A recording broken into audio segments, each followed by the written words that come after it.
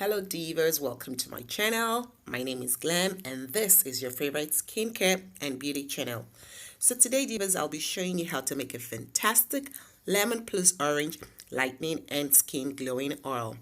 This oil is a very good combo for lightening, moisturizing and glowing your skin at the same time.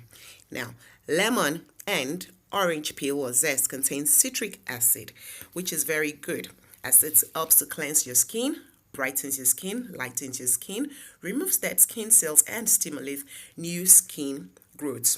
Orange and lemon oil is beneficial for youthful skin, for brightening your skin appearance, to help with the texture of your skin, to help with skin radiance and smoothness of your skin, thereby reducing signs of acne and other skin conditions.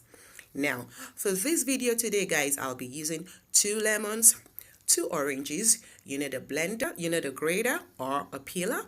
You need extra virgin coconut oil or extra virgin olive oil, and you need a bottle to store the oil.